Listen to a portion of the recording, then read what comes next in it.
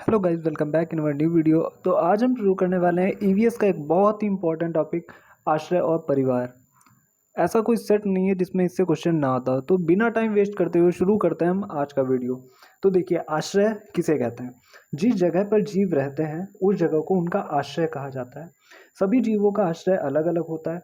देखिए, जैसे सांप जो होता है बिल में रहता है, घोड़ा जो होता है वो अस्तबल में रहता है। तो ऐसे सभी के आश्रय जो होते हैं अलग अलग रहते हैं। मनुष्य घर में रहता है। कुछ पक्षी तो कुछ जीव अपना आश्रय नहीं बनाते हैं। बहुत सारे पक्षी ऐसे हैं, बहुत सारे जीव ऐसे हैं जो अपना घर नहीं बनाते हैं। जैसे आपने बंदर ले लिया, बंदर अपना घर नहीं बनाता है। कुछ जीव पेड़ पर रहते हैं तो कुछ पानी में रहते हैं। ठीक है। अब बात कर लेते हैं जानवरों के आश्रय की, मतलब जानवर के घर।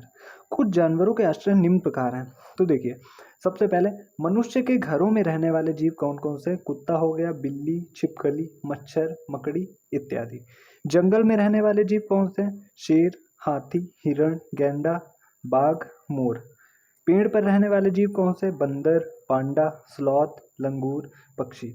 पानी में रहने वाले जीव? मछली, डॉल्फिन, बत्तख, सांप और मेंढक। जमीन पर रहने वाले जीव? कुत्ता, बिल्ली, गाय, भैंस, गधा और घोड़ा।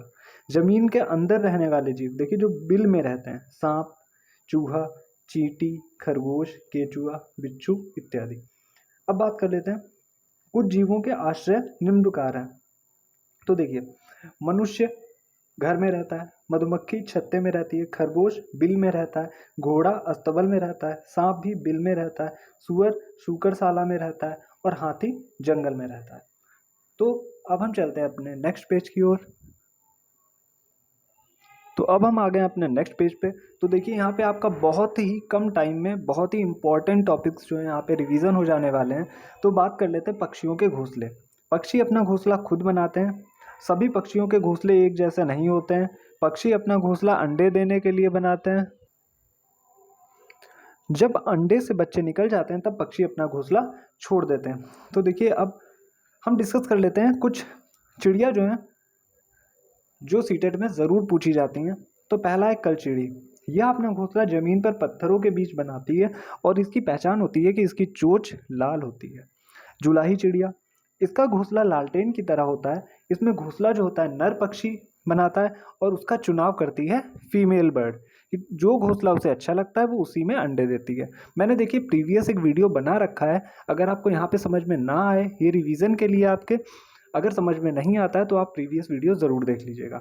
अब बात कर लेते हैं दर्जन चिड़िया की। यह दो पत्तों को आपस में सिलकर घोंसला बनाती है। कबूतर और गौरैया, ये अपना घोंसला घरों में बनाते हैं, जैसे हमारे रोशनदान होते हैं। आपने देखा होगा गौरैया और कबूतर जो है अपना घोंसला मनुष्य के घरों में बनाते हैं। कठफोड़वा कठफोड़वा और बसंत गौरी, ये अपना घोंसला पेड़ के तने में छेद करके बनाते हैं। इन दोनों की देखिए खासियत एक ही होती है, चाहे तो कठफोड़वा आ जाए या फिर बसंत गौरी आ जाए, ये दोनों क्या करते हैं? अपना घोंसला पेड़ के तने में छेद करके बनाते हैं। अब बात कर लेते हैं कौवा की। यह अपना घोंसला पेड़ की सबसे ऊंची डाली पर बनाता है। फाख्ता पक्षी, यह अपना घोंसला झाड़ियों के बीच बनाती है। चील पक्षी, यह अपना घोंसला सबसे ऊंचे पेड़ों पर बनाता है। देखिए इन दोनों में एक डिफरेंस है। कौवा जो होता है पेड़ की सबसे ऊंची डाली पर अपना घोंसला बनाता है और चील जो होती है अपना घोंसला सबसे ऊंचे पेड़ों पर बनाती है। यह अपने घोंसले का साल दर साल प्रयोग करती है। ये क्वेश्चन बहुत बार आया है, ऐसा कौन सा पक्षी है जो अपने घोंसले को बार बार उपयोग करता है? तो वो है चील। उल्लू, उल्लू अपना घोंसला पेड़ के किसी खोखले भाग में बनाता है। जो पुराने पेड़ होते हैं उनमें जो खोखले भाग होते हैं, उल्लू अपना घोंसला वहां पे बनाता है। और उल्लू की एक और विशेषता है कि ऐसा कौन सा पक्षी है जो अपनी गर्दन को सर्वाधिक घुमा सकता है? तो लगभग 270 डिग्री उल्लू अपनी गर्दन को 270 डिग्री घुमा लेता है। अब बात कर लेते हैं कोयल की। कोयल पक्षी अपना घोंसला नहीं बनाती है, ये अपने अंडे जो होती है कौवे के घोंसले में देती है और कौवा इसके बच्चों को पालता है। अभी देखिए, अब हमने बात करी थी कुछ चिड़िया और उनके आवास। अब हम बात कर लेते हैं मनुष्य का आश्रय। तो देखिए, मनुष्य के आश्रय जो होते हैं वो दो प्रकार के होते हैं। कौन कौन से? एक हो गया स्थायी, एक हो गया अस्थायी। विभिन्न क्षेत्रों के विभिन्न प्रकार के घर, मतलब विभिन्न क्षेत्रों में विभिन्न प्रकार के घर पाए जाते हैं। हर जगह देखिए एक जैसे नहीं पाए जाते हैं। आप कभी बाहर घूमने गए हो, ठंडे प्रदेशों में घूमने गए हो, तो वहाँ पे घर दूसरे टाइप के पाए जाते हैं और हमारे यहाँ घर दूसरे टाइप के पाए जाते हैं। तो वो स्थिति के अनुसार होता है, जैसी वहाँ पे भौगोलिक स्थितियाँ हैं, परिस्थितियाँ हैं, तो वैसे लोग अपने घरों को बनाते हैं। तो बात कर लेते हैं सबसे पहले मिट्टी के घरों की। देखिए मिट्टी के घर प्रायः गाँव में पाए जाते हैं, पुराने समय में पाए जाते हैं।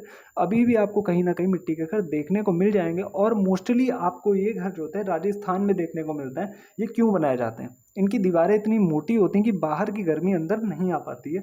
मिट्टी के घर प्रायः अधिक गर्मी वाले स्थानों पर बनाए जाते हैं, जैसे राजस्थान। ये पेज हमारा खत्म हो गया, अब हम चलते हैं नेक्स्ट पेज पे।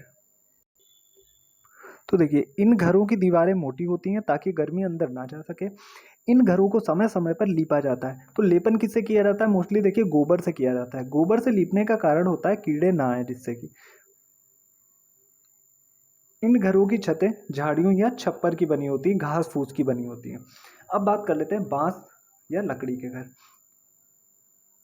इस प्रकार के घर अधिक बारिश वाले क्षेत्रों में बनाए जाते हैं। देखिए अगर बांस या लकड़ी के नहीं बनाएंगे तो अधिक दिनों तक नहीं चल पाएंगे। यही कारण है कि जहाँ पे बारिश ज़्यादा होती है वहाँ पे लोग लकड़ी के घर या बांस के घर बनाते हैं। ये ज़मीन में 10 से 12 फुट ऊंचे बांसों के मजबूत खंभों पर बनाए जाते हैं। देखिए 10 से 12 फुट ऊंचे खंभों को पहले ज़मीन में गाड़ लिया जाता है, फिर उसके ऊपर घर बनते हैं।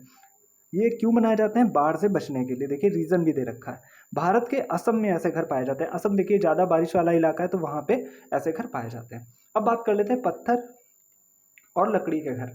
तो देखिए इस प्रकार के घर पहाड़ी इलाकों में अधिक पाए जाते हैं। इन इलाकों में बारिश भी होती है और बर्फ भी गिरती है। इन घरों की छतें ढलवां होती हैं, मतलब ढालदार बनाई जाती हैं। अगर बर्फ गिरे तो इकट्ठा ना हो, नीचे गिर जाए। इन घरों पर पत्थर या चूने की पुताई की जाती है। जैसे हिमाचल प्रदेश में आपको ज़्यादातर देखने को ऐसे घर मिल जाएंगे। ऐसे घर लद्दाख व हिमाचल प्रदेश में पाए जाते हैं। अब लद्दाख के घरों की एक और खासियत होती है जो अक्सर एग्जाम में पूछ लिया जाता है। वो क्या है? लद्दाख के लोग जो है 2 मंजिला घर बनाते हैं। ऊपरी मंजिल में वे स्वयं रहते हैं, खुद रहते हैं, और निचली मंजिल पर जानवरों को रखते हैं या फिर ज़रूरी सामान रखते हैं। अब बात आ जाती है बर्फ़ के घर।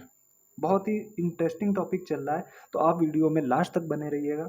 यह बर्फीले क्षेत्रों में पाया जाता है। इसे बर्फ के टुकड़ों को जोड़कर बनाया जाता है। या एस्किमो शिकारियों के अस्थायी आवास होते हैं। यह गुंबद के आकार का होता है और इसका प्रवेश द्वार जो होता है वो छोटा होता है। तो अब चलते हैं हम अपने नेक्स्ट पेज पे। तो जो नेक्स्ट है वो है हाउस बोट। तो देखिए यह लकड़ी का घर होता है जो हमेशा पानी में रहता है। इस पर लकड़ी की खूबसूरत नक्काशी पाई जाती है। लकड़ी की नक्काशी खत्मबंद कहलाती है। हाउस बोट मुख्यतः कश्मीर और केरल में पाए जाते हैं।